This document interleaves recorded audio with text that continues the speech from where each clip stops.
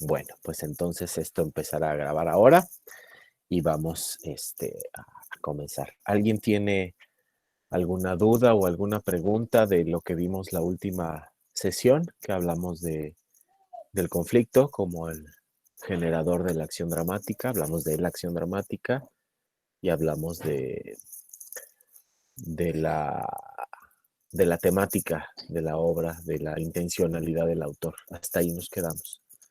¿Alguien tiene alguna cuestión, duda, comentario que quiera hacer? Dime, Crise. Es que a mí de lo que más me cuesta encontrar es el tema. Ajá. Y me cuesta un poco porque me acuerdo que en algún momento escuché que el tema se reduce a una frase, así como es una frase nada más. Entonces, a veces, por ejemplo, es que no me acuerdo si fue en esta clase o fue con el maestro Cancino, que estábamos diciendo que a veces las obras tienen varios temas. Ajá. Ajá. Entonces, esos temas tienen que estar relacionados entre sí o fue como, o son individuales cada uno. Yo los menciono así individuales. Bueno, habría que distinguir, recuerda, Crise, que distinguimos la sesión pasada entre la cuestión del tema operativamente hablando, es decir, el asunto general de lo que trata la obra, que es esto que mencionas, que puedes reducirlo a una frase o incluso a una palabra, puedes reducirlo, ¿no? Que ese es el tema operativamente hablando, que es como el asunto general de la obra o de qué se trata la obra, ¿no? En ese sentido, sí lo puedes reducir. Y en ese mismo camino o en ese mismo sentido, aristotélicamente hablando, hay un tema, porque la línea de acción es única, ¿sale? Hay otras formas de teatro, otros modelos de teatro que no siguen este precepto, que no siguen esta idea y que pueden tener una, dos, tres, cuatro o muchas líneas temáticas. Esas líneas temáticas generalmente se van acompañando entre ellas y casi siempre están jerarquizadas, es decir, la línea 2 y la línea 3 están subordinadas a la línea 1. Sucede mucho en la comedia y sucede mucho, por ejemplo, en Shakespeare, ¿no? En Shakespeare tú encuentras varias líneas de acción, o en los siglos de oro, tú encuentras, en los siglos de oro español, tú encuentras varias líneas de acción. Es decir, son como varias historias que se van entrecruzando entre la línea principal, temática principal, ¿sí? Aquí lo importante que tenemos que hacer es distinguir que estamos hablando de cuestiones operativas y estamos hablando de acción dramática. Lo importante es que el autor, el dramaturgo, ¿sí? Tiene un tema, una idea que quiere conectar con el espectador y para manifestar esa idea o para manifestar ese tema, elige una acción. En los modelos como el de Shakespeare hay 2 o 3 acciones, pero esas acciones, esos temas están subordinados a una línea principal de acción, ¿sí? Y eso es operativamente hablando, ¿sale? Pero intencionalmente hablando, estéticamente hablando, artísticamente hablando, lo que entendemos por tema no es de lo que se trata la obra, sino es lo que el autor pretende conseguir en el espectador. ¿Qué es eso que quiero mover en ti? ¿Qué es eso que quiero que más o menos pienses? Y que tiene que ver con la obra de teatro como obra artística, ¿sí? Es decir, aquí no escapa el teatro al ser una forma expresiva, una forma de arte, que lo que pretende es impactar de cierta manera al espectador, causarle algo a nivel emotivo y por supuesto a nivel intelectual. A eso es a lo que nos referimos nosotros o le estamos dando mayor importancia, no tanto al asunto operativo. O sea, el asunto operativo es una cosa que tú puedes decir, bueno, voy a ver que hay dos líneas de acción y que estas líneas de acción tienen que ver con el matrimonio y que tiene que ver con los enredos que se suscitan entre sus personajes.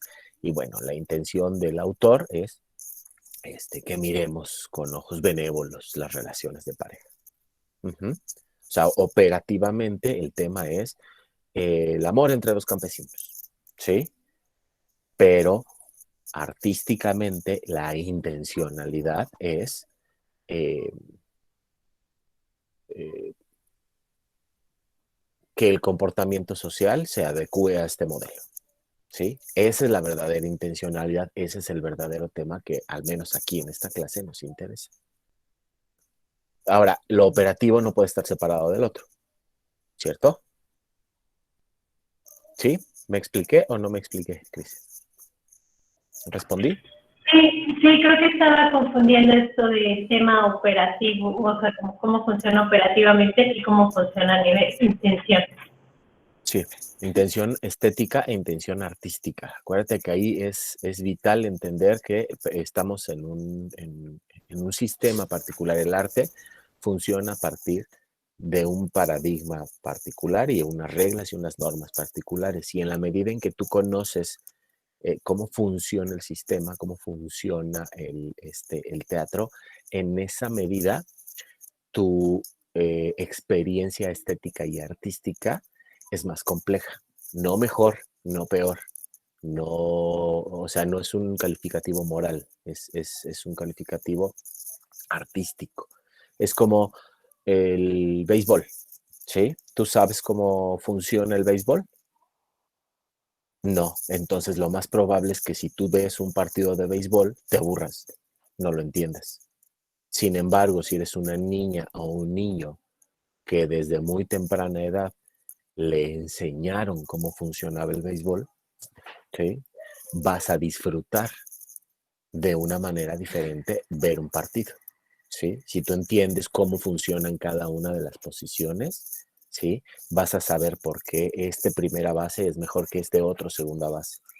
Vas a saber si salió una jugada que despertó una reacción en el estadio, vas a entender por qué la gente se emocionó con esa jugada. Si tú no sabes nada acerca de ese sistema, acerca de ese lenguaje, tú lo único que viste fue volar una pelota, ¿no? Y no entiendes por qué razón toda la gente se emociona, ¿sí? Si tú comprendes las reglas del juego, entonces entiendes por qué todos se emocionan, porque pasó algo que no suele suceder. Ahora, si tú jugaste ese juego, ¿qué dice? Entonces vas a tener todavía una experiencia más compleja, porque tú ya estuviste parada ahí y entonces tú sabes, tú has vivido lo que implica que esa persona se haya aventado y haya cachado la pelota, ¿sí?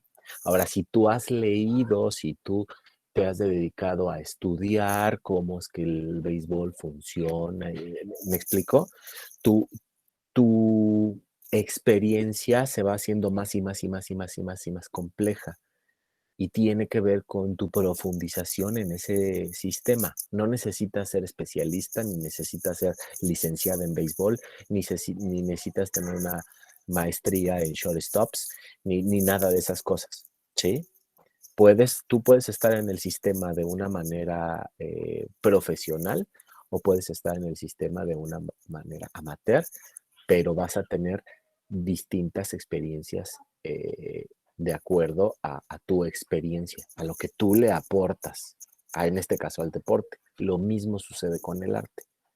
Tú le vas a aportar a la obra a partir de ti y en la medida en que tus experiencias sean más diversas y especializadas en ese campo, vas a tener una interacción muchísimo más compleja con ese objeto.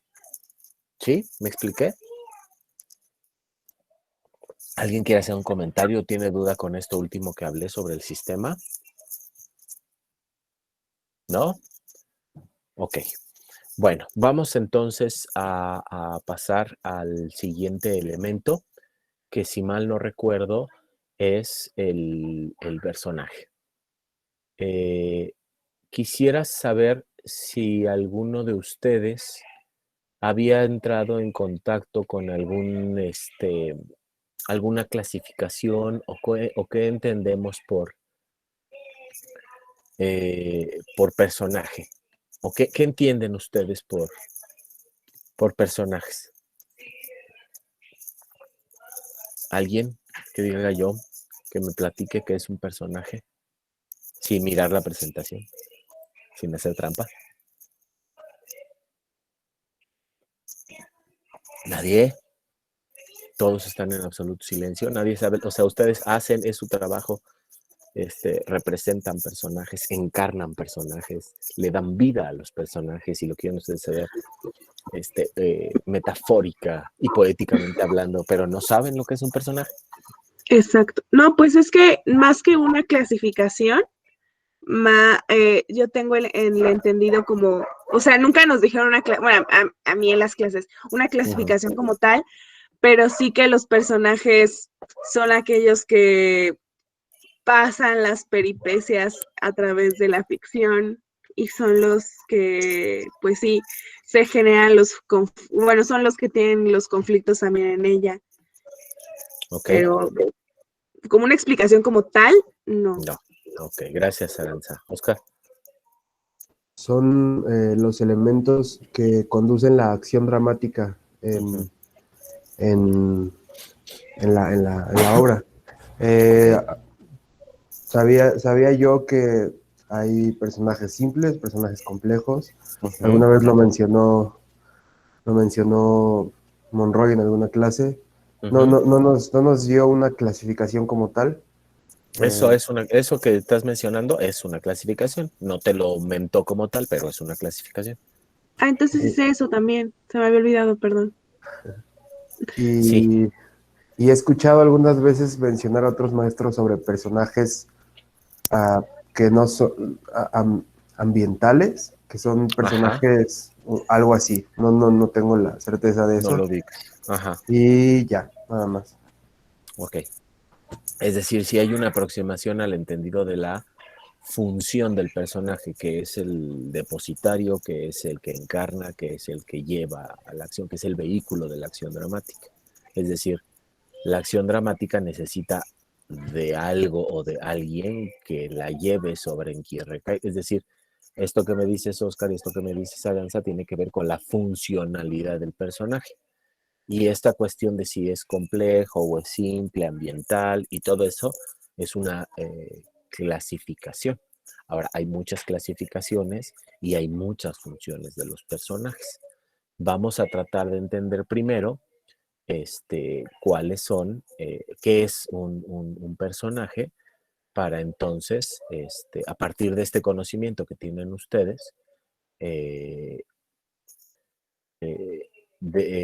llevar un poquito más allá esta concepción. Voy a presentar ok, voy a presentar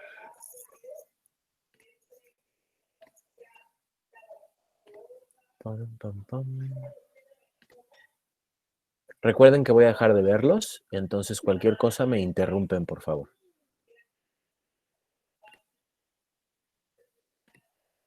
Ok. ¿Alguien me confirma, por favor, que ya estamos viendo la presentación? Confirmo. Gracias. Gracias. Entonces, aquí empezamos con lo que es un personaje. Hay una cita aquí de Bernard Beckerman que dice: el teatro es el hombre presentándose a sí mismo por medio de una actividad, que es esta noción que ya nos adelantaban, que tienen ustedes acerca de la funcionalidad. Es decir, el personaje es el depositario, es el vehículo de la acción dramática. Sin personaje, esta acción dramática no puede llevarse a cabo. Y la clasificación que me dieron. Entonces, vamos a partir de que el personaje, vamos a tratar de definirlo, para que vean que sí hay una definición por ahí, sí en algún momento les dijeron que es un personaje, pero lo tenemos como tan asumido y lo tenemos lo llevamos todos los días tan cotidianamente que se nos va. Es bien importante entender que El personaje es una abstracción, es una identidad, es una entidad. Esto es, eh, voy a dejar de compartir para verlos, ahorita regreso aquí. De todas maneras, ustedes tienen la presentación en todo momento. ¿Qué es una abstracción? Ya mencionábamos esto de la idea de la abstracción la clase pasada. ¿Alguien lo recuerda? Yo, Dime, Oscar. una síntesis, Es una una síntesis reducción de una ajá, idea, de un de una concepto. idea. Ajá. Y De, que es tomada de la realidad. gracias, Andrea. Sí, efectivamente está tomado de la realidad. Puede ser una idea, puede ser un concepto, puede ser una relación, puede ser un sentimiento. Es algo de la realidad que estamos sintetizando, que estamos simplificando, que estamos reduciendo, que estamos representando. Esto es, la abstracción nunca va a ser igual a la realidad. ¿Sale? O sea, está basada en esa realidad. Estoy tomando rasgos de esta realidad y los estoy simplificando para que sea comprensible para todos nosotros, pero que esta reducción, esta síntesis, esta sublimación, este elemento sintetizado esté basado en esta realidad, nunca va a querer decir que esto es igual a esto, ¿ok? Esto es particularmente importante cuando hablamos del ser humano y de la psicología, ¿sí? Hay varias tendencias allá afuera a mirar la psicología equitativamente entre la obra y el ser humano. La psicología es una ciencia que nació para estudiar al ser humano, no a la representación, no a la abstracción, no a la síntesis. ¿Qué pasa? Que utilizamos la psicología hacemos una triangulación. Aquí tenemos a la psicología y la psicología está hecha para estudiar la mente humana, ¿sí? Pero entonces, como nosotros tenemos aquí abajo el objeto que es el personaje y este personaje se parece a esta realidad, entonces queremos utilizar esta ciencia para estudiar esto, ¿sí?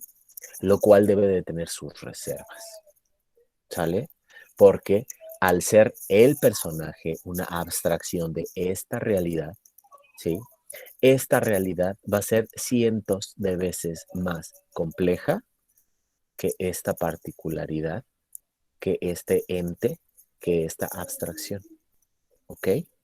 ¿Sí? El personaje más complejo que ustedes puedan imaginar en la historia del teatro universal, escrita o por escribir, ¿sí? El más complejo que ustedes imaginen va a ser 100 veces más simple que el más simple de los seres humanos. ¿Sale?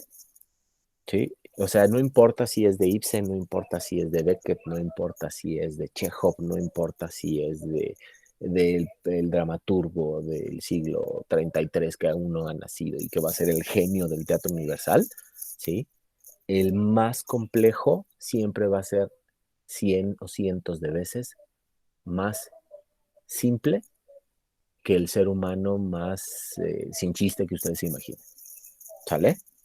Esto es bien importante porque a veces queremos utilizar a Freud, a Jung, a los filósofos, a los psicólogos cognitivos, a todas las teorías psicológicas, queremos aplicárselas tal cual al personaje como si del personaje se tratara un paciente, ¿no?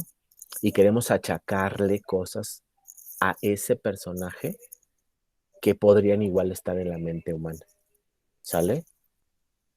O queremos achacarle explicaciones de la realidad, por ejemplo, y perdón que yo respeto, ya les dije desde la sesión pasada, yo respeto mucho a mis colegas, yo respeto mucho a los profesores, a los que son mis compañeros y a los que son mis compañeros y aparte fueron mis profesores, pero hay ideas que no comparto. Y una idea que no comparto es esto de la horoscoposización o el uso del horóscopo para explicar primero las relaciones humanas y segundo las relaciones entre caracteres de la ficción, ¿no? O sea, perdón, es que tú y yo pues no podemos congeniar, Entonces, pues que eres Virgo, ¿no? Y pues es obvio que eres Virgo y entonces, pues no, o sea, no. Es obvio, Stephanie, que vas a reprobar esta asignatura porque eres Virgo, ¿no? Y mi ascendente en Leo no permite que tengamos una relación eh, cognitiva significativa. Entonces, por lo tanto, o sea, perdón la ironía, perdón el sarcasmo, pero esa forma de explicar para mí no tiene sentido, y mucho menos tiene sentido cuando se lo quieres aplicar a unos personajes de los cuales pues ni siquiera sabes su carta astrológica, ¿no? Uh-huh. Y lo mismo sucede con la psicología. De repente queremos descubrir en los personajes cosas que no están ahí. Queremos deducir. De repente los terrenos del análisis de los personajes son tan pantanosos porque los autores nos dan tan poco que nos vemos en la extrema necesidad de inventarles cosas, ¿sí? Que no están ahí. Y ahí debemos de ser mucho, muy, muy, muy, muy cuidadosos. Porque tenemos que saber si la lógica que estamos empleando para analizar el personaje es deductiva o es inductiva, ¿sí? Es decir, hay estos hechos y de estos hechos que suceden, deduzco que pasa esto o pasa esto y entonces infiero que están estas cosas en el personaje. ¿Me explico? Como no tenemos la información tal cual, como el dramaturgo no nos puso una nota que dice, este personaje tiene un problema, tiene una fobia contra los espacios abiertos. No nos lo dice. Pero nosotros, a partir de lo que el personaje hace, dice, u otros personajes hacen o dicen, podemos deducir o podemos inferir que este problema o que este rasgo está presente en ese personaje. ¿Me explico? A veces podemos hacerlo de manera más sencilla, a veces no. Y la estructura formativa en la cual ustedes están inmersos, que es realista, naturalista, nos obliga casi siempre a crearles mundos muy complejos a los personajes, porque de la creación de ese mundo tan complejo de los personajes van a venir los referentes a partir de los cuales ustedes van a construir la ficción y de los que van a funcionar en escena. Es decir, si tú no tienes todo ese constructo que la obra no te está dando, cuando tú quieres estar en escena, no tienes esos referentes para reaccionar a los estímulos. ¿Me explico? En la vida cotidiana no lo necesitamos, porque nosotros somos el cúmulo de nuestras experiencias mediatas e inmediatas, ¿sí? Nos ha pasado, entonces nos sucede que se nos atraviesa el perro en la vida y nos ladra el perro, y bueno, nosotros reaccionamos a ese perro de acuerdo a lo que nos ha pasado en la existencia, pero no sabemos qué va a pasar cuando a Edipo se le atraviesa un perro, o cuando a Hamlet se le atraviesa un perro. A lo mejor si a ustedes se les apareciera el fantasma en el castillo, pues a lo mejor ustedes sabrían cómo reaccionar, o bueno, ustedes pretenden que saben cómo reaccionar. Seguramente les pasaría N cantidad de cosas de acuerdo a cada historia de vida y a cada posición y a cada momento en que ustedes viven. Es decir, ustedes no necesitan circunstanciarse, ya están circunstanciados, ¿cierto? Entonces, cuando accedemos al plano de la ficción, accedemos al plano de ese ente que no está circunstanciado, que tú tienes que circunstanciar. Y entonces necesitas conocer todos esos elementos, necesitas pasarlos por el filtro del raciocinio para montarte en la ficción la estructura en la cabeza para que cuando estés en escena funcione esa estructura. Es decir, no puedes ponerte a la hora que te dé el estímulo el compañero o la compañera, no puedes recurrir a, espérame, déjame, voy a ver mi circunstanciación. Ah, sí, aquí debería yo de reaccionar así. No puedes hacer eso. Si lo pasas por el filtro del intelecto, no funciona. Lo que haces primero como actor o como actriz es construir toda esa estructura, construir todo ese marco, y una vez que construiste ese marco, lo internalizas de modo que cuando estás en la ficción te permite reaccionar. ¿Sí? ¿Todos estamos de acuerdo en eso? ¿Sí? Ahora, lo que yo digo es que hay que ser muy cuidadosos porque en el terreno del análisis dramático, en el momento en que nosotros analizamos nuestros personajes, Desde el primer momento en que estamos leyendo la obra, dejen ustedes el trabajo de análisis con el director, con los compañeros y la construcción de la ficción. Desde el primer momento en que tus ojos tocan el texto y el personaje, desde ese momento tú ya le estás poniendo al personaje cosas. Ya lo estás determinando. Hay directores más o menos hábiles para permitirte matizar esa construcción, complejizarla, profundizar, ¿sí? Cualquier director profesional partiría de la idea de que ustedes son capaces de hacerlo o de que ustedes tendrán esa habilidad adquirida en una escuela o en un entorno formativo de hacerlo. Es decir, el director no va a tener tiempo ni va a tener a lo mejor las ganas de sentarse a decirte, a ver, necesitas profundizar. Lo que tú necesites que tú hagas ese trabajo para que su nivel de análisis más tu nivel de análisis encuentren ideas que puedan explotar para trabajar en la escena, ¿sí? Entonces, si nosotros de entrada clasificamos que Electra, sí, es Virgo con ascendencia en Tauro y que por lo tanto odia y quiere hacer la acción que pretende hacer en la vida porque hay una incompatibilidad de horóscopos con el rey, pues estamos fregados, ¿no? ¿Sí? Si pretendemos adjudicarle la teoría arquetípica de Jung, tal cual entendida, que es una explicación para las conductas de los seres humanos, a un personaje tal cual, pues no nos va a funcionar. Si queremos decir que en el subconsciente, ¿sí? Que lo que en realidad está haciendo el personaje es una traspolación de sus deseos reprimidos sexuales, ¿de acuerdo? O sea, no necesariamente eso está ahí. No podemos perder de vista, primero, que es un ente, segundo, que es una abstracción, y tercero, que es una ficción, y por lo tanto hay que tener mucha reserva en cómo utilizamos las teorías para explicar la mente humana en un objeto de la mente humana. No olvidemos que el personaje, que la ficción, es un producto artístico, es un producto estético, y que por tanto es un producto de una mente humana. ¿Sale? Ahora, ¿quiere decir que no vamos a utilizar la psicología? No, no estoy diciendo eso. ¿Quiere decir que no vamos a utilizar los horóscopos? Tampoco estoy diciendo eso. ¿Sí? Quiero decir que hay que ser prudente con lo que usamos para interpretar a nuestros personajes, a no perder de vista. No estoy queriendo decir, por ejemplo, que la explicación de los horóscopos no sea válida en algún sentido, sobre todo si hay una fuerte carga de construcción de esos personajes palpablemente en lo que estamos estudiando.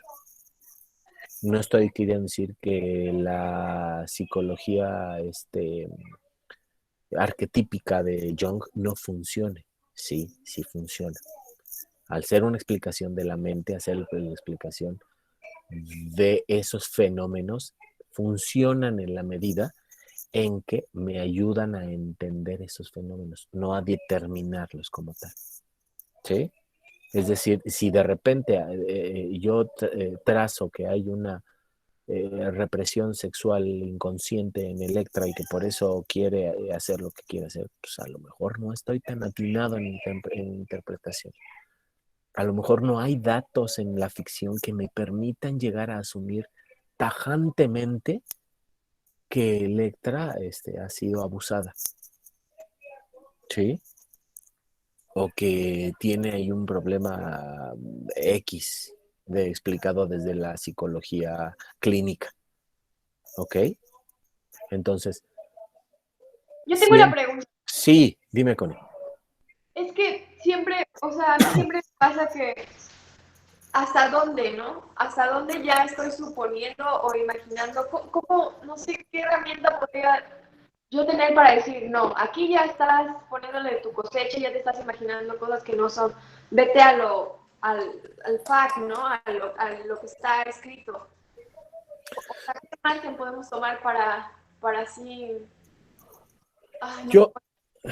Yo creo, Connie, que tiene que ver con el modelo o la escuela actoral en la que estamos inscritos, más que con el teatro mismo. el realismo-naturalismo establece una frontera entre realidad y ficción, que entre más te acerques tú a esa frontera, mejor actriz eres. ¿Me explico? Incluso todos se nos ha dicho en la escuela, se nos ha dicho en el entorno teatral, que debe ser muy cuidadosa de no pasar la frontera, y nos ponen ejemplos de personas que traspasan esa frontera. De los ejemplos más famosos, pues es el actor que interpretó al Joker en alguna película estas de Batman, y que de repente, pum, ¿no? O sea, pero hay muchos ejemplos, ¿no? Que de repente te acercas tanto a esa línea que se vuelve porosa, se vuelve difusa. Y entre más se parece tu ficción a esa realidad, y si esa realidad es muy compleja, ahí nosotros dentro de nuestro sistema decimos, ¡ah, qué actor! ¡Ah, qué actriz! ¿No? ¿Qué capacidad de rozar esta frontera? Cuando en otros modelos actorales o en otros sistemas actorales no necesariamente está el virtuosismo en el toque de esa frontera. Pongo, por ejemplo, no sé, un actor de la ópera de Beijing, ¿no? De la ópera china, o el teatro no, o de cualquier otra tradición de actoralidad no occidental. Pues ves a un personaje que construye con su cuerpo y la máscara, y dices, bueno, eso no tiene nada que ver con acercarse emotiva y psicológicamente al personaje. Su virtuosismo parte de otros elementos, tiene que ver con el control de su cuerpo, con su expresividad, con el uso de ciertos códigos ya preestablecidos en una ficción. Entonces, ¿qué tanto sí, qué tanto no?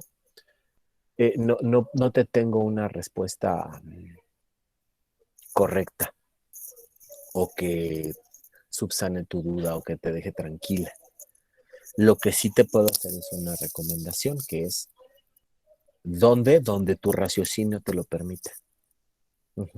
Por eso decía yo que es una operación lógica, es una operación, o sea, incluso en esta escuela realista naturalista, esa operación lógica es un constructo previo al funcionamiento de la ficción. Yo te digo, ¿hasta dónde? Hasta donde la obra como abstracción, hasta donde el personaje como abstracción, esto es decir, una selección, una síntesis, un resumen de rasgos presentes en la realidad, te lo permite. ¿Sí? Este ejercicio es muy conflictivo, con el actor novel o con la persona amateur que se está acercando por primera vez al teatro, ¿no? De repente, cuando le das a leer un texto, te dice, híjole, es que entiendo que este señor es neurótico, pero no entiendo, o sea, no dice ahí la palabra neurótico. ¿Qué le pasa? ¿Qué le pasa a la gente que no tiene los elementos que tienen otras formas literarias? Si tú le das a esa misma persona a leer una novela, te dice, pues claro, aquí sí entiendo por qué lo dice. Aquí entiendo perfectamente por qué este personaje es un neurótico. Pero en esa cosa que tú me estás dando a leer, no entiendo por qué. O sea, sí sé que es un neurótico, pero no entiendo por qué es un neurótico. Y tiene que ver con otra función del texto que estamos obviando. Y es que el texto dramático está escrito para los ojos de las personas que van a representarlo. No necesariamente está escrito, o no primariamente está escrito para las personas que van a estudiarlo. Te platico una anécdota de hace 1000 años. Mi madre siempre ha leído, toda la vida ha leído cantidades descomunales de libros acumulados en casa, ¿sí? Y entonces, cuando yo estaba estudiando en la Facultad de Filosofía, no tiene tanto en realidad, solo 20 años o más, de repente empezó a sentirse atraída por aquello que yo leía, ¿no? Pues porque yo empezaba a acumular, pues igual que ella, libros y libros y libros y libros y libros. Y entonces de repente se acercaba con curiosidad de mis libros y decía, ay, sí, esto me gusta, ay, esto se ve interesante. Oye, ¿me prestas tu libro? Agárralo, tómalo, lee, ¿no? Y al nivel que ella leía y a la velocidad que ella leía, pues yo decía, pues en un par de días vamos a platicar y vamos a comentar. Y ella me comentaba, pues se ve muy interesante, pero ahí lo dejé, hijo. ¿Por qué lo dejaste? Pues si estaba tan padre y si te había llamado tanta la atención. No, es que esas cosas que tú lees son muy raras. Y no raro por la temática o raro por, o sea, mi mamá ha leído desde la novela más teológica hasta la cosa más profana que puedas imaginarte, ¿no? Sino que decía, es que está como incompleto, hijo. O sea, me das a leer como esqueletos, ¿no? Y yo necesito lo que, o sea, le hace falta cosas ahí. Sí, entiendo que el personaje le pasa esto, pero no tiene ese algo, ¿no? Pues sí, efectivamente, ese algo es lo que pone el actor. Ese algo es lo que pone el director, ese algo es lo que pone el dramaturgo. Es decir, estamos ante un objeto que requiere un alto grado de especialización para aproximarse a él. El libreto, el texto teatral es doblemente codificable. Entonces, ¿hasta dónde? Reitero, no tengo una respuesta sencilla, pero sí tengo que regreso a esta cuestión de la lógica del raciocinio, ¿sí? Cuando tú estás analizando un personaje, es un proceso completa y absolutamente frío, calculador del proceso racional de la mente, donde tú tienes que poner todo lo que esté dentro de tu baraja, tu background, tu expertise, tu especialidad, tu experiencia, tus vivencias, a partir de tu racionalidad, ¿sí? Lo que, lo que significa también ponerlo en tela de juicio, ¿sí? Ponerlo en duda, hacer operaciones lógicas a partir de, a mí me parece o a mí me da la sensación de que este personaje sufre esto. Y eso es irremediable. Como espectadores y como lectores lo hacemos inmediatamente. Por eso les decía que desde el momento en que nosotros ponemos los ojos sobre las letras, en ese momento ya le estamos achacando rasgos al personaje. Ya estamos explicándonos. Ya decimos, claro, este se comporta así por esto y por esto y porque le pasa esto. Y el lector que lo hace, pues así lo hace y así lo quiere hacer, pero nosotros tenemos la obligación de pasar eso por el juicio, por el raciocinio, por decir, a ver, ¿cuáles son los datos que tengo? La única clave que yo te puedo dar es no, no pases por alto lo que la obra te está dando. El que tú tengas por tu experiencia, por el lugar donde estás parada, por lo que te ha pasado en la vida, una sensación, es bien valiosa esa sensación, pero esa sensación a veces la solidificamos y no permitimos que otras ideas entren a esa solidificación, porque tú comprendiste así el personaje. Entonces, utiliza tu raciocinio, utiliza tu juicio crítico, expon a la duda al personaje, siéntalo en el banquillo de los acusados y desmenúzalo. Para eso estamos siendo entrenados, para desmenuzar esa realidad y reconstruirla en una escena.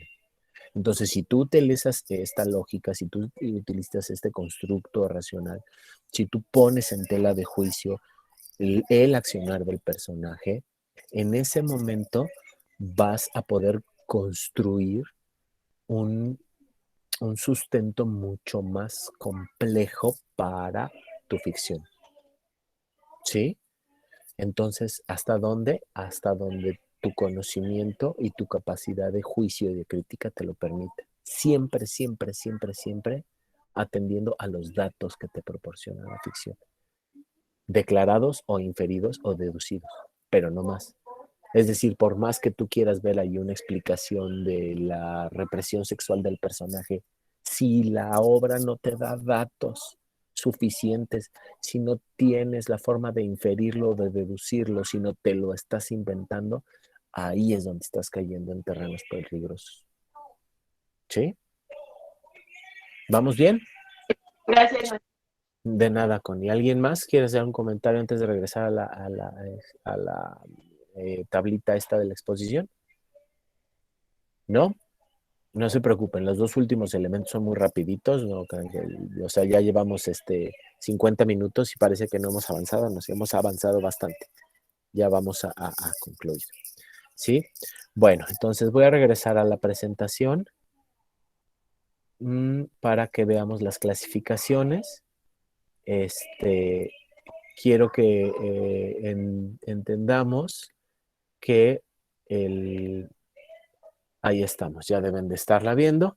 Ya hablamos de la entidad, ya hablamos de dónde proviene, de esta cuestión de la imitación de las personas, de las máscaras de los humanos. Ya hablamos que es una abstracción y que la única forma en que podemos definirlo y entenderlo es mediante la percepción de las acciones a las cuales está subordinado. Y desde esas acciones es que nosotros inferimos o deducimos los rasgos de este personaje. Y bueno, ¿qué aspectos conocemos del personaje o qué tipos de aspectos vamos a reconocer del personaje? Estos tres. Y los tres están separados aquí con el único fin de comprenderlo. No podemos entenderlos separados de la ficción que es el personaje. Es decir, lo fisiológico necesariamente está relacionado con lo psicológico y lo sociológico. ¿Sale?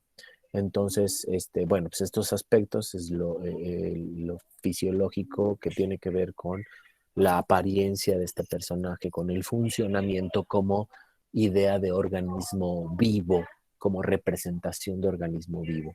Y cosas que afectan el funcionamiento de este ser vivo en la ficción.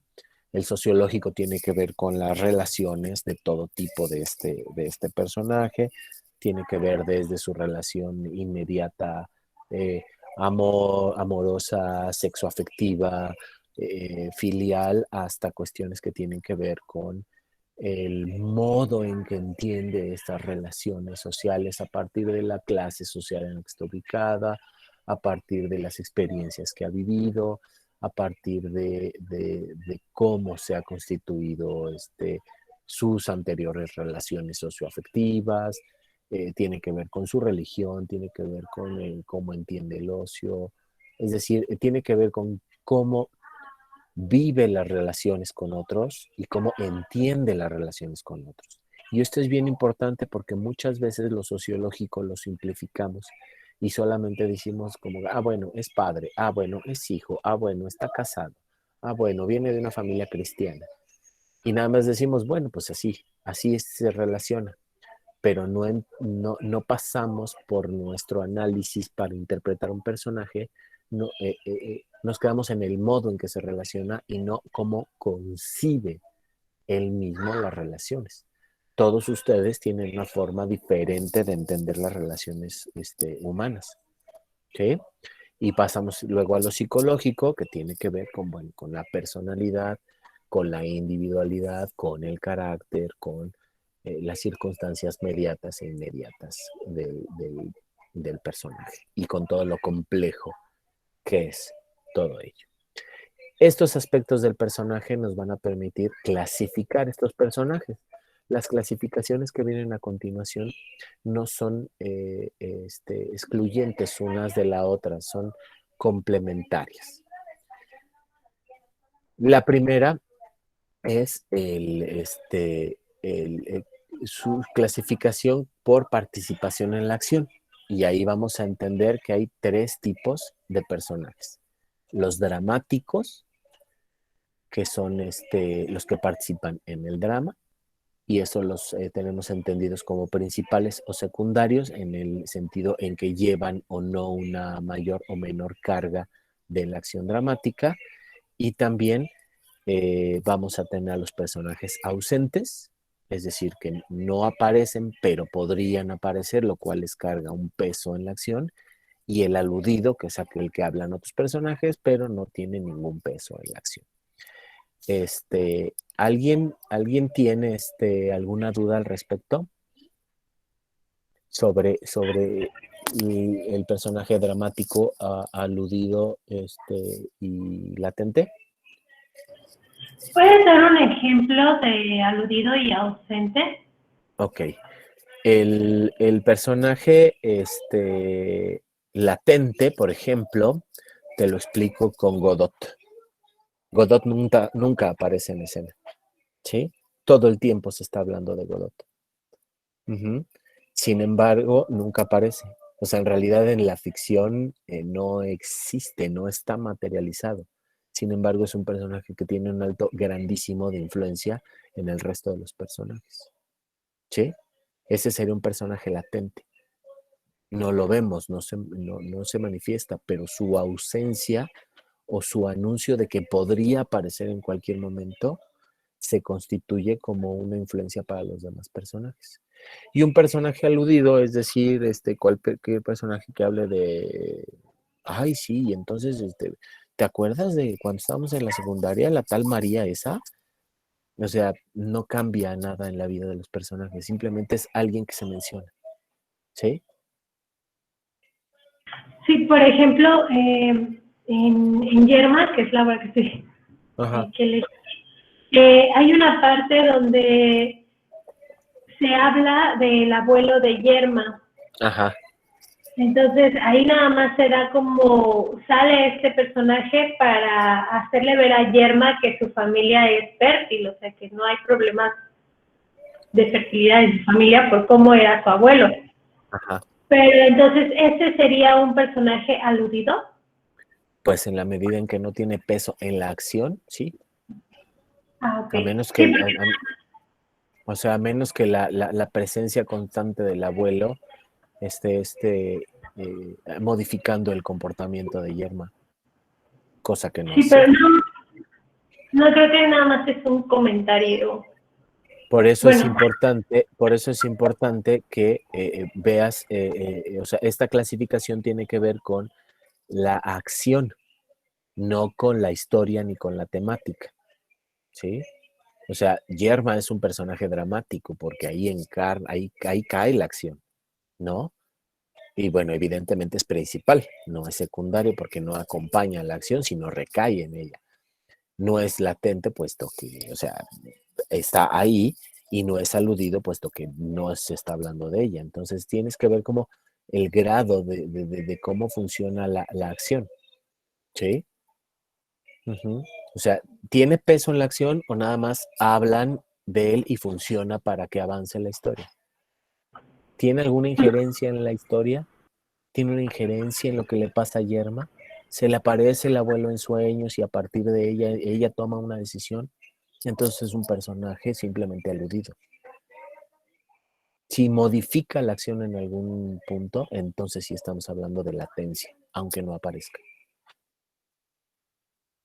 ¿Sabes? gracias. ¿Alguien más sobre esta clasificación?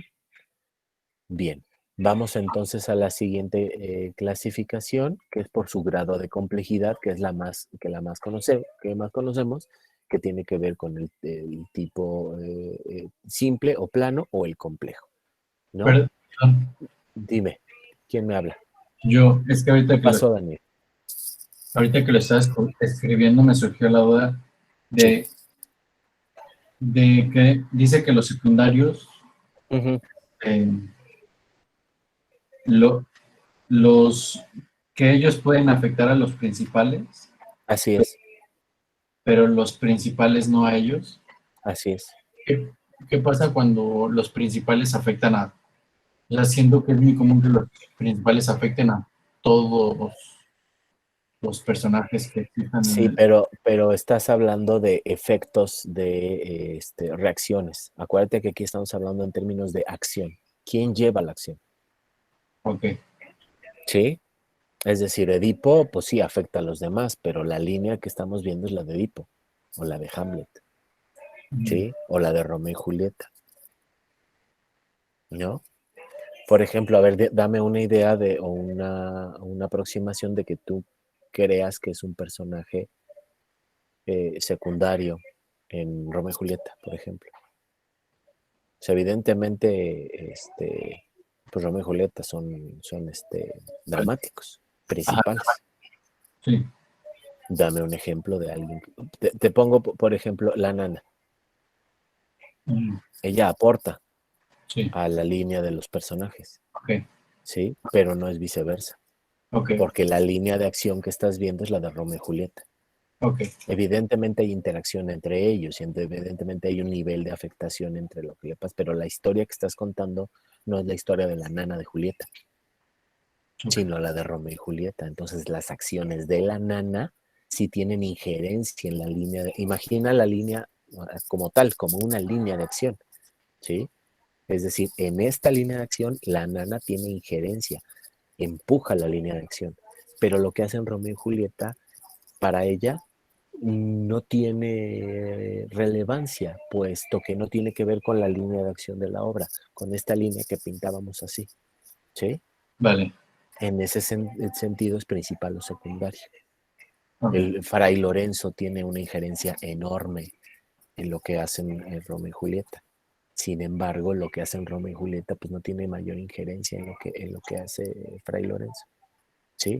O sea, pues no pasará de que siga arrepentido Fray Lorenzo y encerrado en su celda porque estos jóvenes se mataron.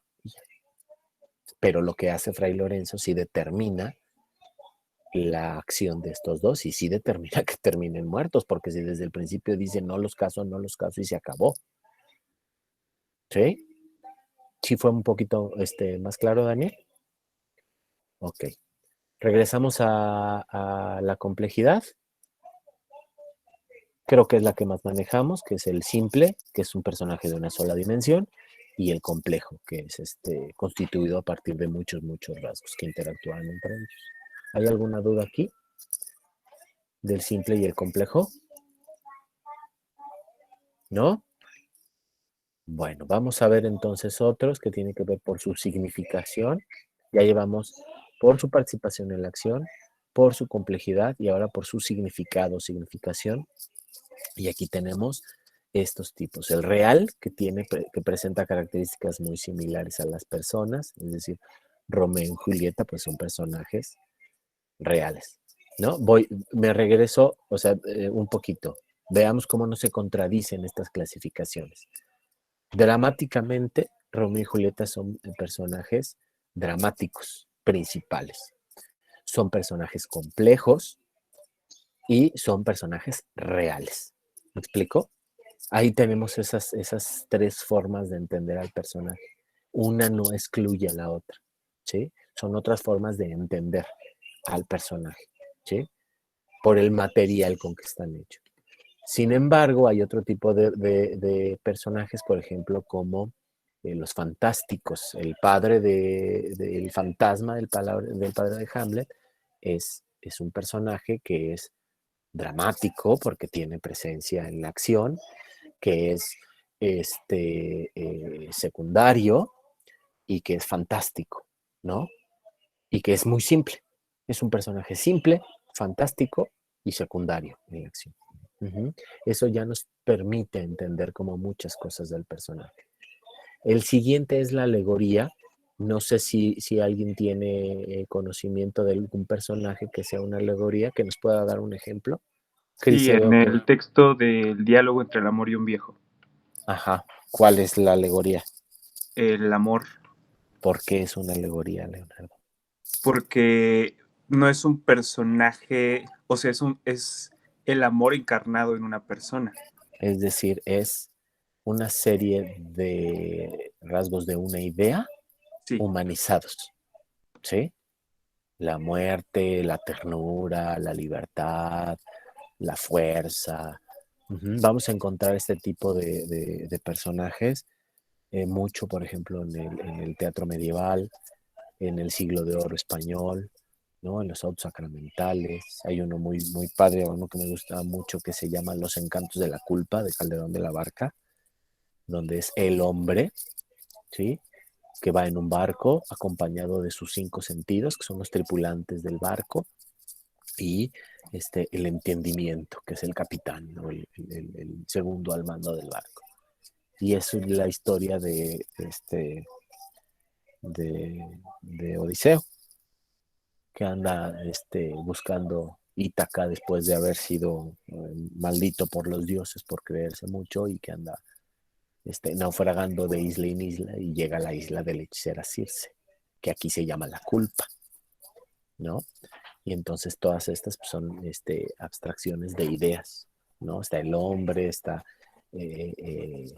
la culpa, está el entendimiento, están la penitencia, están una serie de personajes que encarnan una idea. Arquetipos, que es un modelo de conductas humanas, son muy pocos estos personajes arquetípicos, como, bueno, este modelo de la intención del conocimiento que vemos en Fausto, o de la limitación del conocimiento y del poder sobre las cosas como Edipo, de la venganza como Electra. Son personajes que tienen que ver con esta explicación del psicólogo Jung, que utiliza estos mitos para explicar un comportamiento que nos es común, que es universal, que es común a todos los seres humanos. De ahí que tengamos lo arquetípico en los personajes.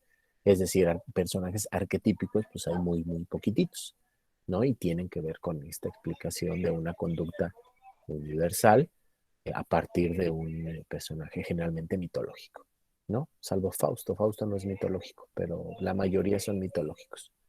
¿Sí? ¿Alguna duda aquí? En de arquetipo entran los personajes. Ah, no, yo creo que entran en el siguiente. No, nada. ¿Los estereotipos? Ajá, de los personajes de la comedia del arte, pero creo que entran en estereotipos. No, recuerda, o sea, los personajes de la comedia del arte son personajes simples, son personajes unidimensionales. En ese sentido, sí, tienen que ver con una estereotipación de un elemento social. Recuerda que los personajes de la comedia del arte están divididos en clases sociales, ¿sí? Están los enamorados, que tienen que ver con la clase media alta social burguesa, con los magníficos, que son la clase social alta, que son la burguesía, la alta burguesía o la aristocracia, y que tienen que ver con la posición social, ¿no? Lo que, por ejemplo, el pantalone, el doctore, el capitano, esos son magníficos. Los enamorados pues, tienen muchísimos nombres, Horacio, Isabela, etcétera, etcétera, etcétera, y tienen que ver con este rango enamorado social de los jóvenes, matrimoniantes, etcétera, etcétera, y los sani, que es la clase más baja, que son los criados, que son la colombina, que es, por ejemplo, como el ama de llaves, la criada, la que se encarga de llevarla a la casa, por ejemplo, el briguela es el ladrón, es el asesino, la persona que anda ahí en las calles, pues como una especie de criminal, no es como tan buena onda. El arlequino es como el mandadero, el recadero, el que anda de aquí para allá, para todos lados. El pulchinela es el idiota, es el criado bobo, el que todo el mundo pasa por encima de él. La putana, pues bueno, es la prostituta, o sea, están definidos a partir de un rasgo social y están simplificados. No tiene que ver con una conducta universalmente aceptada. Por ejemplo, esta sed o ansia de conocimiento que representa el Fausto, ¿no? O la sed y necesidad de venganza que está representada en Electra. Eso, o sea, la diferencia es que el arquetipo está explicado a partir de una universalidad de la conducta con una figura que todos conocemos mitológicamente o a partir de las leyendas. Y el estereotipo, pues simplemente es la simplificación de un rasgo. ¿Sí? ¿Vamos bien? ¿Dudas con los estereotipos? ¿No? Con la última, el rol.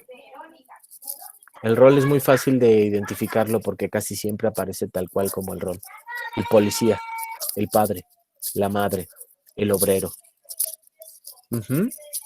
Es muy fácil y aunque a veces tengan nombre y apellido, sabemos que funciona por el rol que cumple en la sociedad. ¿Sí?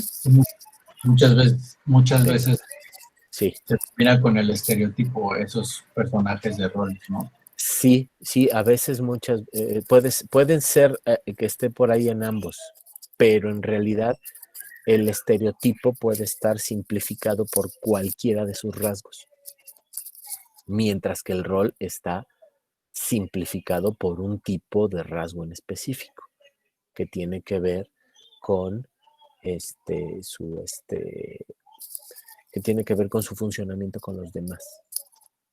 ¿Sí? Ah, yo dije, ¿y quién es ese tal René? Pero Maestro, ya vi que es Leonardo. ¿Qué pasó? su micrófono choca mucho con su barba y a veces se escucha rarito.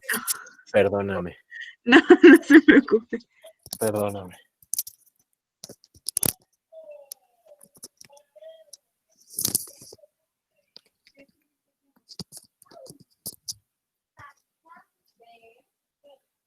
Gracias, ya. Ya, mira, ya. ¿Ya menos? Bien. Mejor, Es- gracias. Prometo rasúrame para la semana que entra. No, no es cierto. No, pero gracias. Si vuelve, si sucede de nuevo, me avisas, porque sí es molesto. Bien. Eh, vamos entonces. Ok. ¿Alguna duda con el personaje? ¿Alguna duda con...? En realidad, chicos, son elementos estos del análisis del personaje, que más allá de ser correcto o incorrecto, lo que necesito es que ustedes lo traten de vincular con, con su trabajo, ¿no? No me interesa que ustedes tengan un ejercicio de análisis para ver que lo hacen correcta o incorrectamente. En realidad de lo que se trata es de vincularlo a su trabajo actoral, ¿no? Entonces, en el ejercicio que van a hacer o en el ejercicio que están haciendo, que escogieron un texto dramático y ya empezaron por ver cuál es la intencionalidad del tema y ya debieron haber empezado a estructurar cuál es su inicio, su conflicto, su peripecia o las peripecias que identifican, su clímax, su desenlace, para que entendamos la historia. Sí les voy a pedir que hagan una descripción. Ahí en el Classroom está bien especificado qué es lo que necesitamos o por dónde necesitamos que transite. Que lo expliquen fisiológicamente, que lo expliquen psicológicamente, que lo expliquen sociológicamente. Esta explicación, chicos, es importante que traten de hacerla en términos de prosa, no que me hagan un listado, ¿sale? No es suficiente con hacer un listado de rasgos. Necesito que empiecen a caminar discursivamente y de preferencia que puedan relacionar los aspectos del personaje, ¿sí? Que puedan clasificarlo, no solamente decir, ah, pues es real, ah, pues es dramático, ah, pues es secundario. Eso de poco me sirve. En realidad lo que necesito es que ustedes interconecten los elementos para que tengan una comprensión mucho más compleja del personaje. Y esto les va a permitir utilizar el análisis dramático como una herramienta creativa. Recuerden lo que dijimos al inicio de la sesión, que es este momento del análisis, entre más compleja sea este proceso intelectual del entendimiento del personaje, me va a permitir hacer una estructura muy compleja que voy a poder internalizar y a partir de la cual voy a poder reaccionar en el entendido de que todos nosotros trabajamos sobre la escuela realista naturalista, en que actuar es reaccionar a estímulos ficticios como si estos fueran reales, ¿no? Que es la definición máxima de la actuación que rige en nuestro país, ¿no?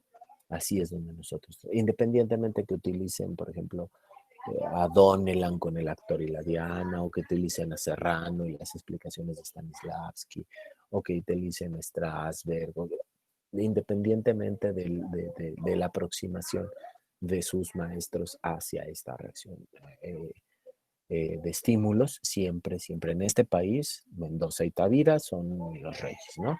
Y han pasado eso, o sea, lo que hace ahora Tavira es una fórmula o es una forma de entender la ficción que fue trasladada de Mendoza a Tavira y que de ahí se ha desarrollado. Y es esta, reaccionar a estímulos ficticios como si fueran reales.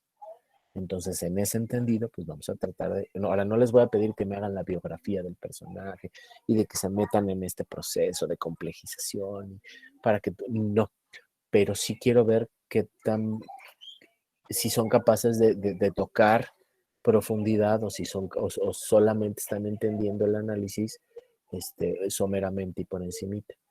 Y profundidad no quiere decir cantidad de escritura, quiere decir que sean capaces de relacionar los elementos de análisis entre ellos, que sean capaces de relacionar, o sea, no solo de identificar cuáles son los rasgos fisiológicos y psicológicos y sociológicos, sino cómo se relacionan entre ellos. Eso ya da una complejización del pensamiento, que son capaces de hacer este ejercicio que surgió a partir de la duda de Connie, ¿hasta dónde?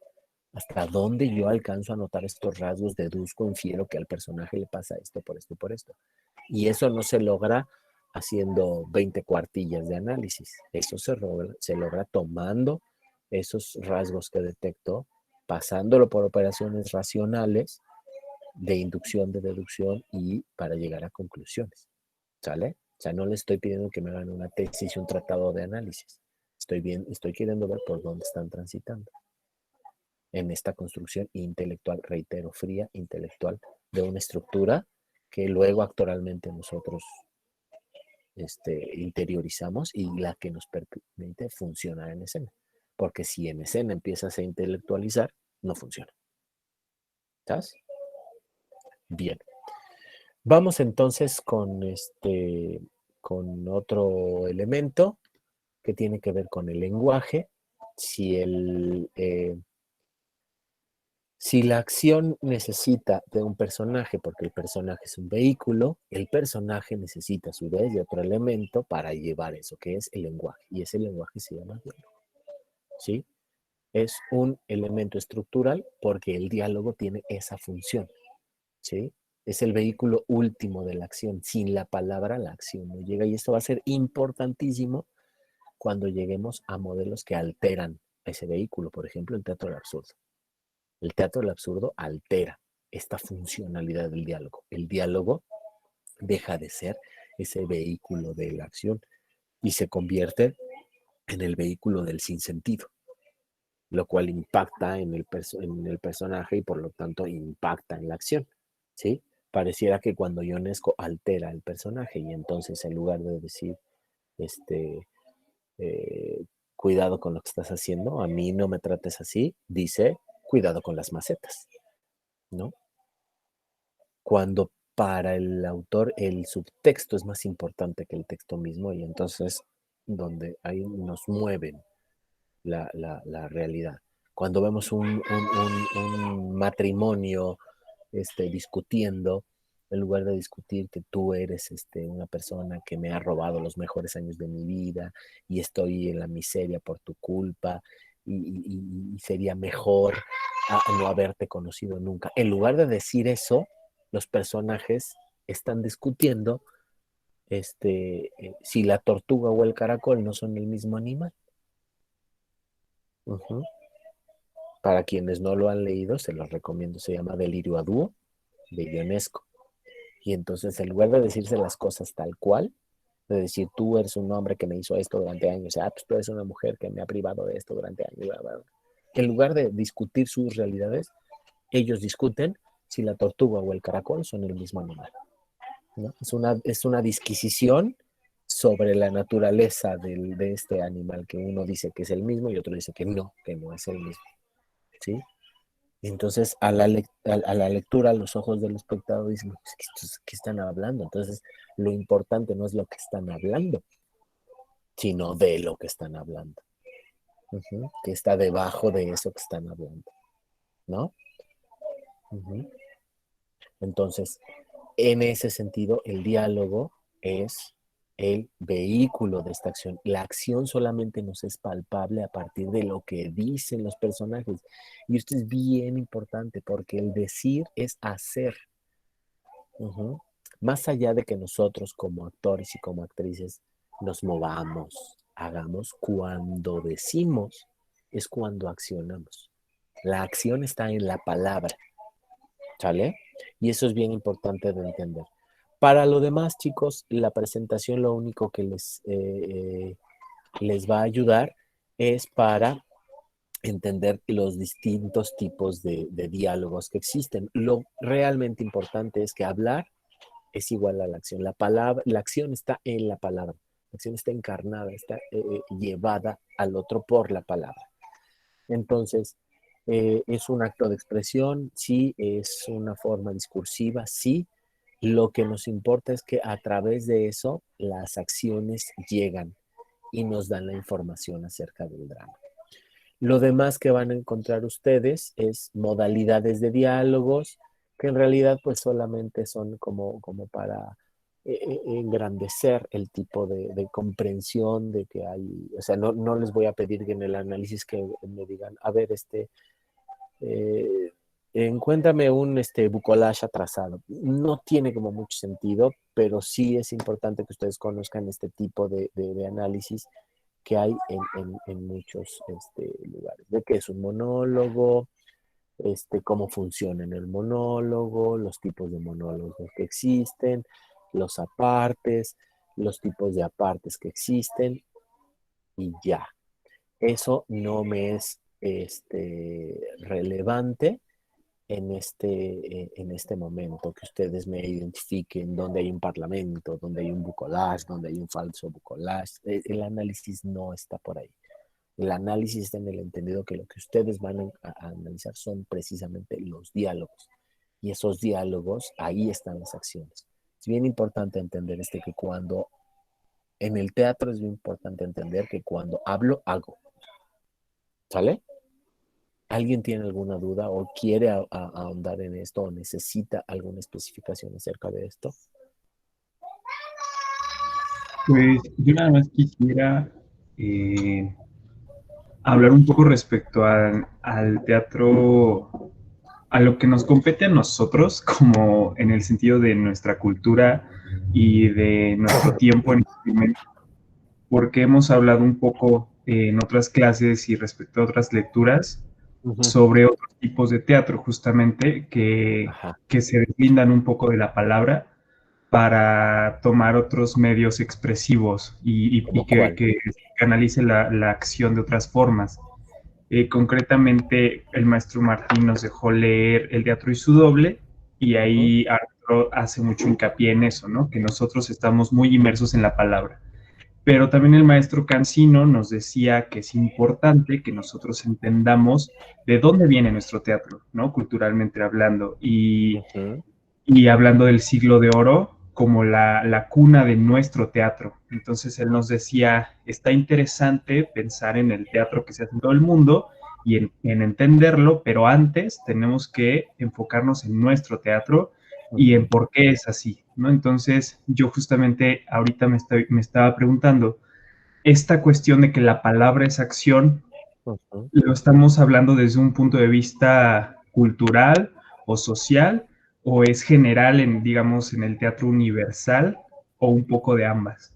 No puede ser general en el teatro universal, puesto que, como te lo acaban de explicar, cada cultura tiene su forma de codificar. A fin de cuentas es una codificación, es una forma de abstracción.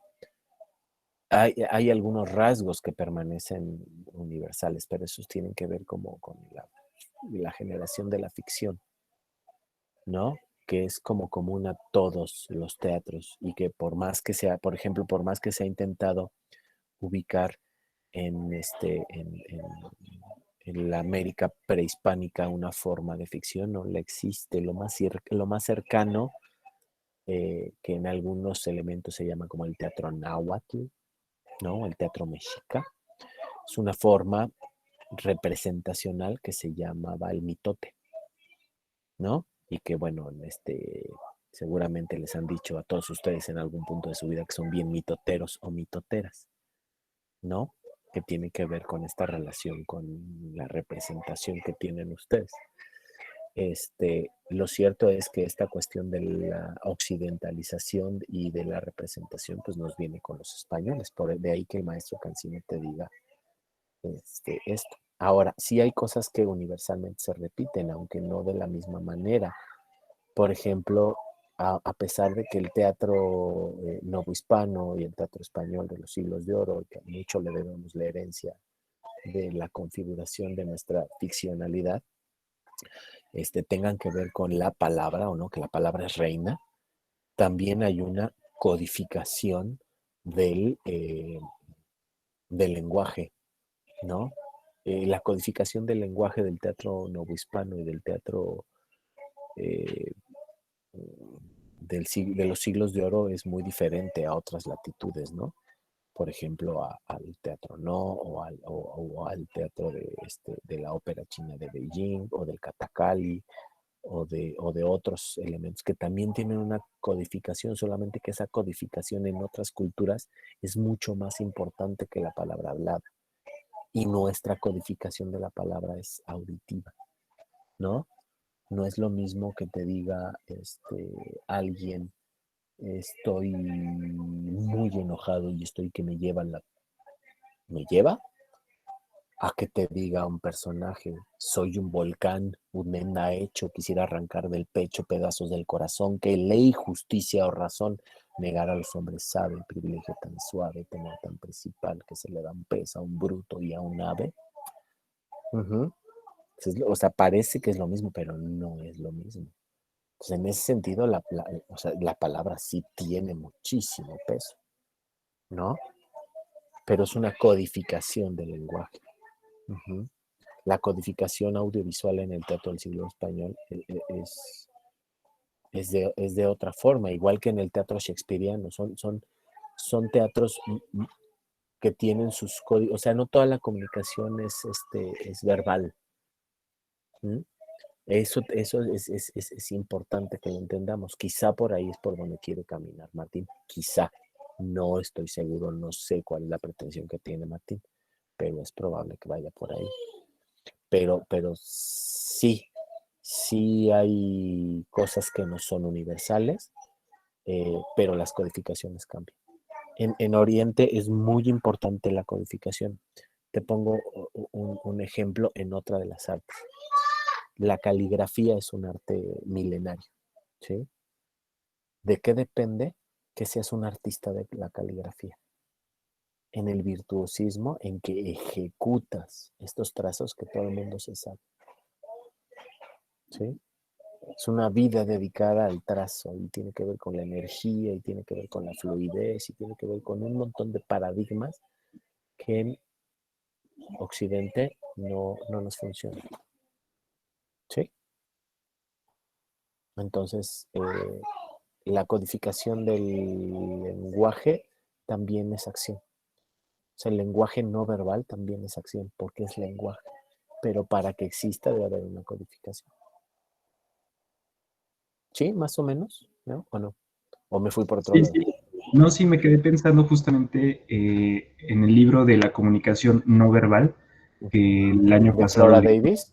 Ajá, lo leímos con la maestra Muriel.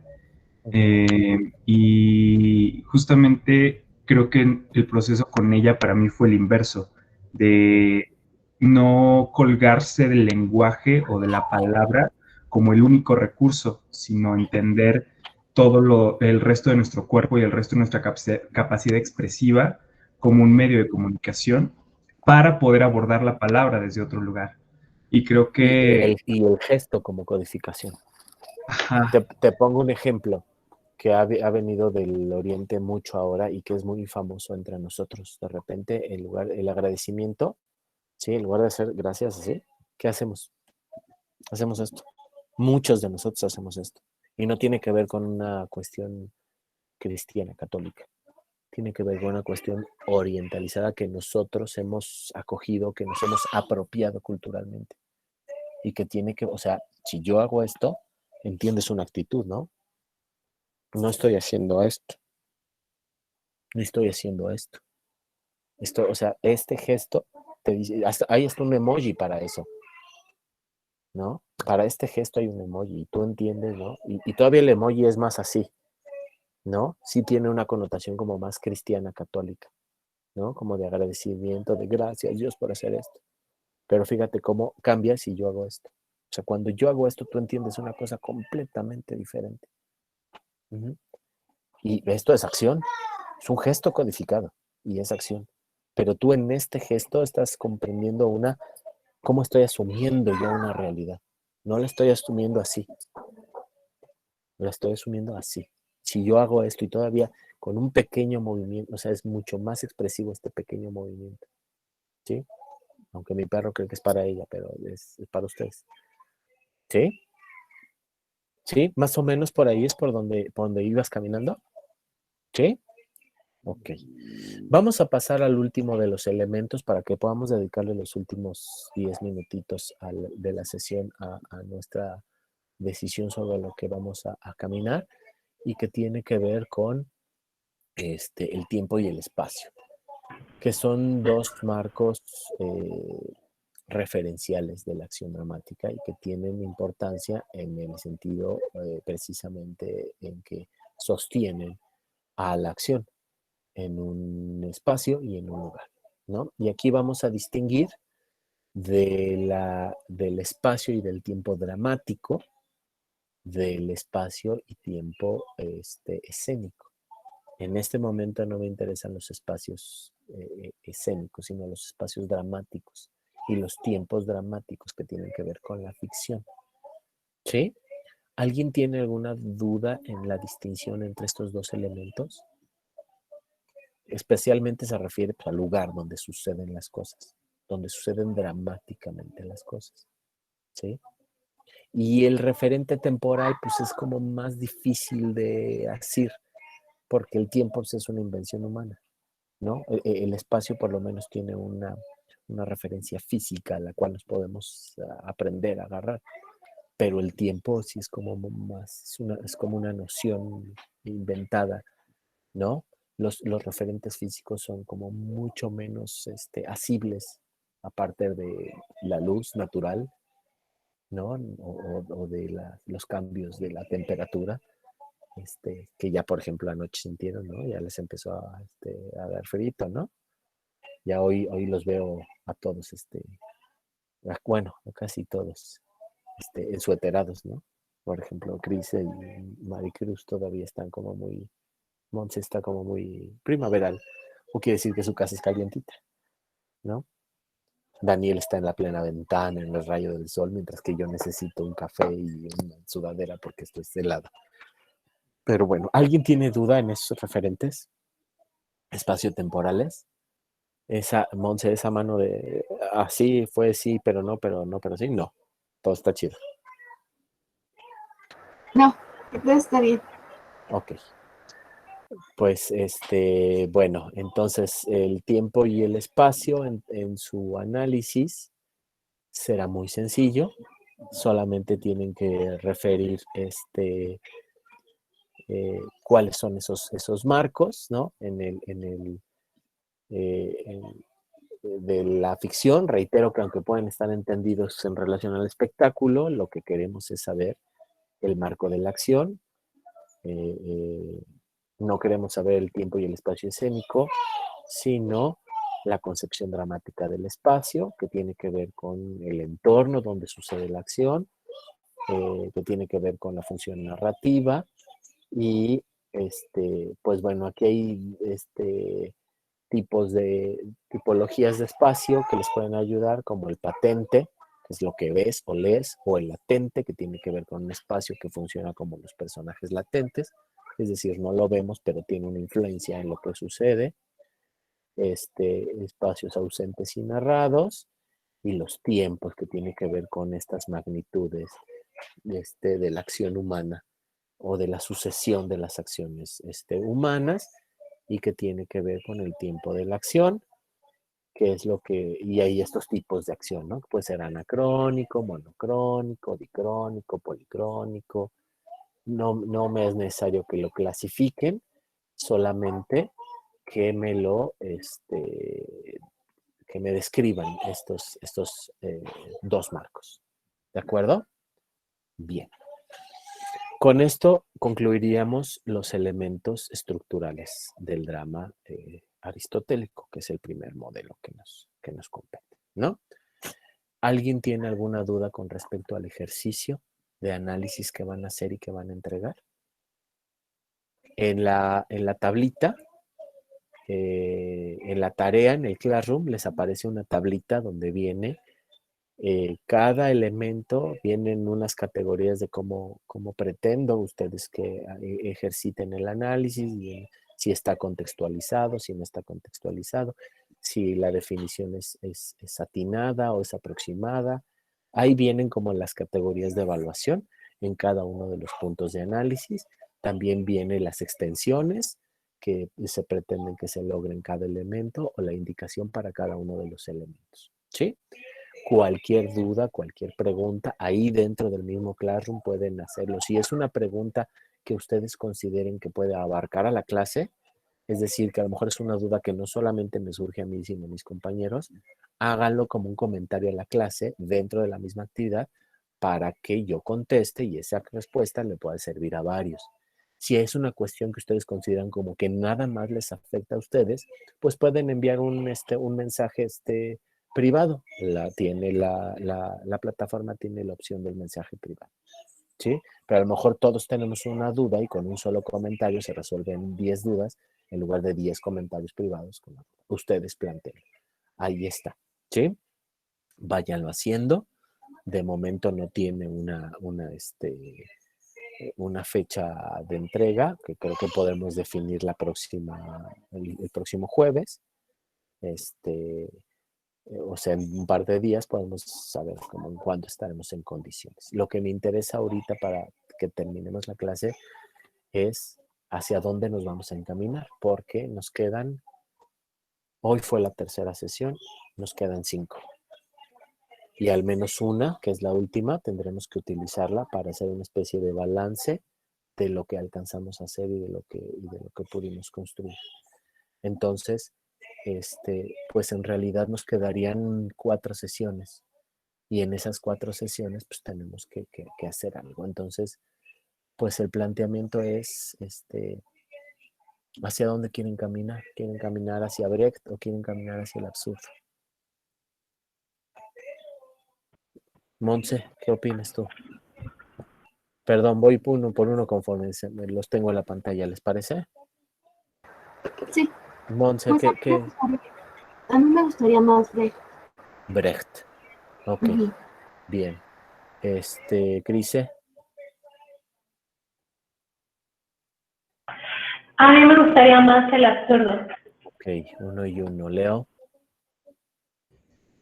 Híjole, se me antoja el absurdo, pero creo que ahorita me interesa más abordar Brecht. Ok, 2 Brecht, 1 Aranza. Yo tengo una pregunta. Tú nos vas a dar también el semestre que entra, ¿verdad? Sí. Entonces, bueno, en teoría sí. Entonces, o sea, en alguno de estos, en algún momento podríamos ver ya sea Brecht o el absurdo el siguiente semestre. Lo más probable es que no.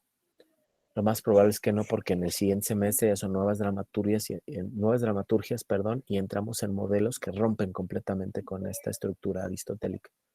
Todavía Brecht y los absurdistas siguen la misma estructura, pero alteran el funcionamiento de unos elementos, ¿no? O sea, Brecht altera la acción, los absurdistas alteran el tiempo, alteran el texto, alteran a los personajes, pero siguen cumpliendo más o menos la misma funcionalidad. Ya, por ejemplo, para el siguiente semestre deberíamos revisar cosas como Heiner Müller, ¿no?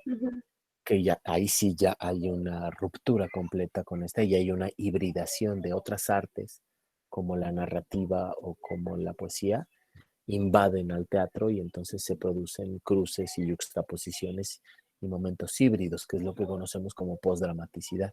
Lo más probable es que si estamos en las mismas circunstancias, tampoco nos dé tiempo de verlo todo. Es decir, si estamos pensando que, o sea, esto se acaba en diciembre, enero, ¿no? sea, su tercer módulo se acabará en El diciembre, enero. 5 de febrero.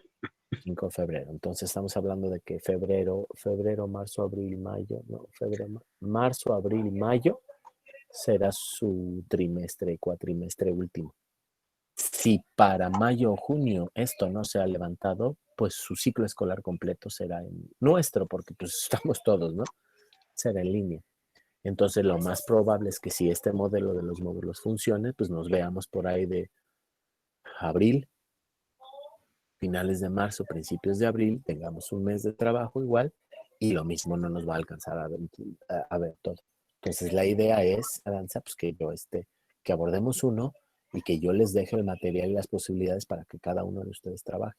Y mira que he tratado de ser incluyente en ese sentido, no he sido purista en el sentido tradicional de solamente dedicarme a lo aristotélico, sino que he ido adelantando cosas de lo que hemos discutido porque sé que no vamos a tocarlas a profundidad.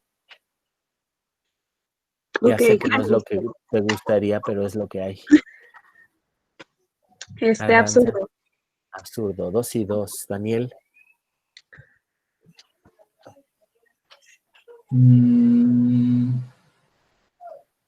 Creo que pienso igual que Leo. Brecht. Sí. No, sería imposible ver 2 sesiones de una y 2 sesiones de otro, ¿no? Sí lo podríamos hacer, pero no vamos a avanzar gran cosa. Vale. Bueno es Daniel dice Brecht. ¿Sí? Ok. 3-2. Connie. También, Brecht. Ok. 4 Brecht, 2. Oscar. El absurdo. Ok. 4-3. Stephanie. Decide. Ya era el micrófono. Sí. Teatro de lo absurdo. Ok, 4-4. Está más reñido de lo que pensaba. Dana. Brecht. Brecht. Ale. Uy, el absurdo. 5-5, qué tramposos. Andrea. Yo, Brecht. Cristel, está en tus Brecht. manos. Brecht. Nos vamos a Brecht entonces. Vamos a tratar de tocar a Brecht con el respeto que se merece y avanzando lo suficiente. Voy a tratar de apresurarlo, de no echar tanto choro, de no irme tan allá, para que nos dé tiempo de hacer alguito, ¿no? A lo mejor podemos dedicarle una sesión a un absurdo, para que no se queden con la angustia. Pero siempre y cuando acabemos con Brecht. Ok, ya tomamos esa decisión. Segunda decisión que habría que tomar. Vamos directamente a la clase el jueves y empezamos, es decir, tendrían que leer todos y tener todo listo para hacer las exposiciones la próxima sesión, o les dejo la sesión del jueves para que trabajen, preparen y nos vemos el próximo martes. Estamos en el entendido que van a tener que leer un artículo que está ahí y que a partir de ese artículo van a elaborar un elemento para explicar. Van a elaborar un elemento gráfico para explicar lo que les haya tocado explicar. ¿Sí? Estoy calculando que si somos 2, 4, 12, vaya 3 productos y que ese producto nos va a llevar media hora a explicarlo a cada equipo, ¿no? Puedo hacerlo más grande la división, puede ser entre de a 3, 4 o hasta 6 exposiciones, pero me late que ya 6 exposiciones va a ser como muy complicado. Es más fácil que hagamos en 3 temas o en 4 temas, que los divida y que uno de ustedes hable a partir o para los demás, por los demás. Entonces, ¿quieren exponer el jueves o quieren exponer el martes? Lo que tendremos que leer es lo que subiste de material de consulta de Brecht. Estos 1, 2, Sí. 3, estos 4 artículos. No, no todos. 17, Voy. 81. Mapa, material de consulta. 1, 2, 3, 4. En realidad el material está ahí para que lo consulten. Origen del teatro épico. Y luego están los fundamentos. Y luego están teatro políticamente y los discursos. Y luego el problema de la catarsis. Ok, no, sí, habría que, o sea, podríamos dividirnos los textos. O sea, podrían ser 4, esos 4 textos y podrían 3 personas dedicarse a cada uno de los textos. Y de ahí tendrían que exponer un término del cual yo les hablaría. Pero por lo que veo de los textos, hay un texto que tiene 8 páginas tal cual y otro que tiene 81, o sea que son como... Pero no los vas a leer completos. O sea, están ahí para consulta. Pero si a ti te toca, por ejemplo, el texto de El origen del teatro épico, Fundamentos para una práctica revolucionaria, son 27 páginas. Es probable que tengas que leerlas todas. Pero si estamos hablando de el de Gaspar, los fundamentos del teatro épico, es desde la página 11 hasta el 80, pero ese puede estar dividido, porque ahí habla del distanciamiento y de la música. Ese podría ser para 2 equipos. Ese texto es para 2 equipos, ¿no? Y luego tenemos el otro texto de hacer teatro políticamente, procesos de construcción de discursos, son 12, eso es para un equipo. Y tengo el de la catarsis, que también es muy pequeñito. De la catarsis en la teoría estética de Bertolt Brecht, estamos hablando también de, puede ser 2 personas, el de Wamba, el de Blas otras 2, el de Gaspar con 2 equipos, y el origen del teatro épico pueden ser para otros 2 equipos, 1 o 2 equipos. Entonces estamos hablando de 4 textos, 5 equipos, 2, 4, 6, puede ser. O podemos dejar el de Wamba, el de la catarsis, para de consulta, quien quiera referirse a él. Es decir, lo más probable es que tengas que dedicarle la lectura a un artículo o a la mitad del artículo grande. Sí, entonces tenemos que hacer esa lectura y a partir de esa lectura hacer la presentación para exponer. Sí, vas a hacer esa lectura y vas a hacer una no sé, a ti te toca trabajar con otros 2 compañeros, por ejemplo. Y entonces con esos 2 compañeros van a hacer su lectura, van a hacer su representación, un mapa conceptual, un gráfico, una pequeña presentación de 2 o 3 diapositivas, no más, y nos van a explicar esa parte del teatro brechtiano, ¿no? Entendiendo que quiero dedicarle a esa exposición una clase, ¿sí? Es decir, si son 4 exposiciones, pues estamos hablando de 20 minutos. Pero la pregunta es si la exposición la quieren hacer. O sea, van a tener un día para prepararla, 1 día y medio, o les doy una semana. Eso podríamos hacer. Yo les puedo dejar una semana para exponer. Sí. Vienen, ¿sí, Connie? Bien. Vienen las exposiciones el próximo martes. El próximo jueves hablamos de cómo funcionan los elementos, así como ahora en seminario, después de que hayamos leído y después de que hayamos discutido, ¿sí? Podemos hacer la discusión de cómo funcionan los elementos brechtianos y el próximo jueves decidir si la última o penúltima clase la ampliamos de Brecht por si hay dudas o tratamos de avanzar algo en el absurdo, en el entendido que ahí tendríamos el fin de semana para leer, por ejemplo. ¿Sí? ¿Estamos todos de acuerdo? O sea que ¿En este qué? jueves Sí, se invertiría en preparar las Así es, exposiciones también. así es, así es. Así es, este jueves se estaría invertido en eso. Ay, bueno, es que yo soy muy ñoña, pero no sé, o sea, bueno, yo estoy súper angustiada ya de por sí con todo este semestre, ¿no?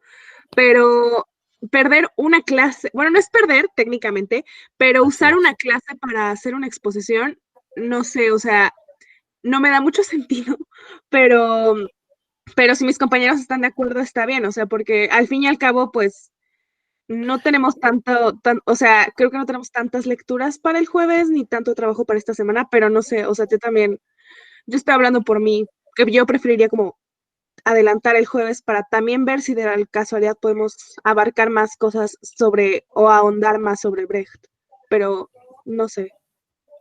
Pues ahí sí dependerá de la posición de cada uno de ustedes.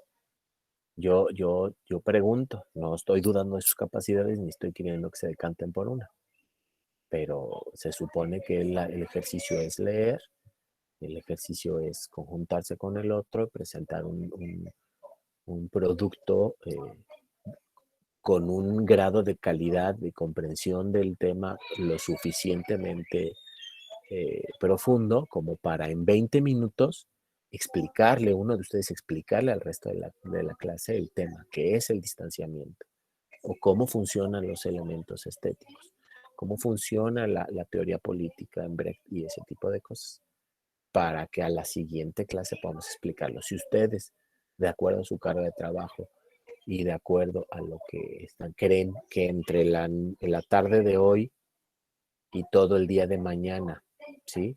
Pueden construir eso para el jueves.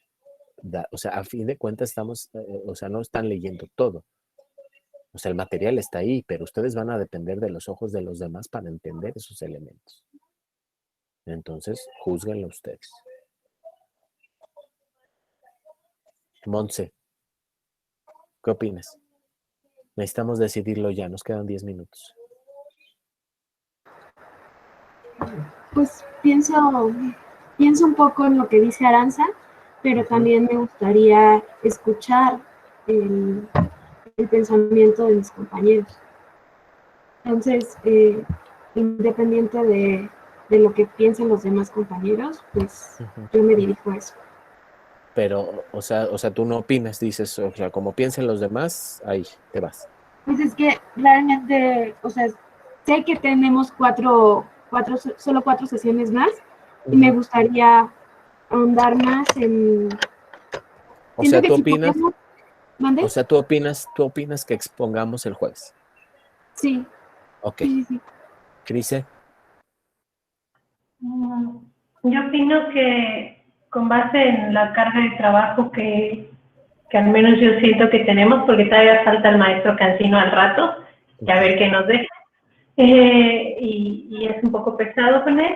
Piensan que puedo darle el tiempo para leer y el jueves utilizar la clase para hacer una reflexión con mis compañeros de equipo y hacer mi exposición, pero pues con una reflexión, o sea, ya llegar con la lectura, pero no con la exposición. No creo que la exposición la logre, al menos yo, porque una cosa es leer el texto y otra cosa es reflexionar el texto. Entonces, en mi posición, creo que está bien que la clase del jueves se dedique a la reflexión de texto. Ok. Tú, que hasta el otro martes exponemos. Sí. René, Leonardo. Yo... ¿Martes o jueves? Jueves. O sea, exponemos este jueves. Sí. Ok. Aranza, este jueves. 3 este jueves. Daniel.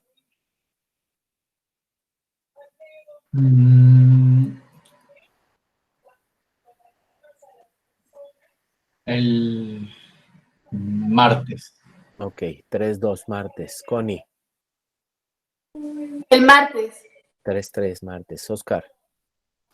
Jueves. Este jueves. 4-3. Stephanie. Martes. Ok, 4-4 el martes. Dana.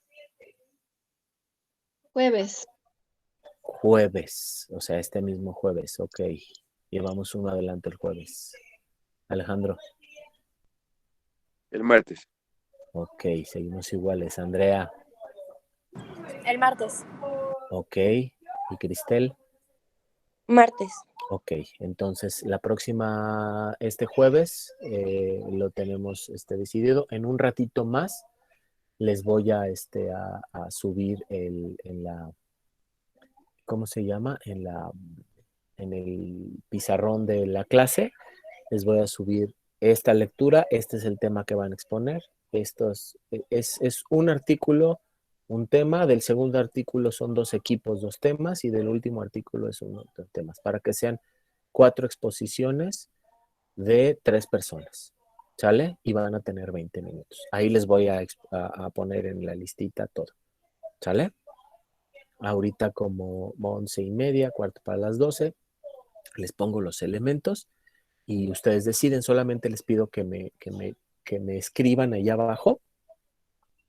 En este tema somos este y este. O ustedes prefieren que yo lo decida. ¿Yo digo quién? Sí. Sí, mejor. Ok, entonces voy a poner así. Esta lectura, este tema es para estas personas. Esta lectura, este tema, así. Y ya ustedes se organizan para leer, trabajar el jueves y exponer la próxima sesión. ¿Sale? Bueno. No olviden que tienen que ir haciendo su trabajo de análisis de la obra que ustedes elijan, que vamos a avanzar aquí y que los veo el próximo martes, aquí, o sea, bueno, a la distancia, no presencialmente, pero aquí nos vemos la próxima no, trabajan ustedes solos y el próximo martes nos vemos, les mando la liga. Leo, no te angusties, no pasa nada, ha funcionado bien por aquí, entonces no te angusties, aquí estamos tranquilos. ¿Sale? De todas maneras, ustedes, ¿ya les dejé mi teléfono? No, ¿verdad? Sí, ya se los dejé. Cualquiera que tenga alguna comunicación o el Classroom, lo que sea, me lo manda. ¿De acuerdo? Bueno, pues hoy concluimos esta sesión. Rapidísimamente vamos a ir a la mitad de nuestro curso. Qué horror, qué terror. Maldita vida digital, pero bueno, así estamos todos. Gracias, chicos. Gracias. Fue un gusto verlos el día de hoy. Muchas gracias. Muchas gracias. Gracias, profe. Que les vaya muy bien. Bye, bye. Gracias.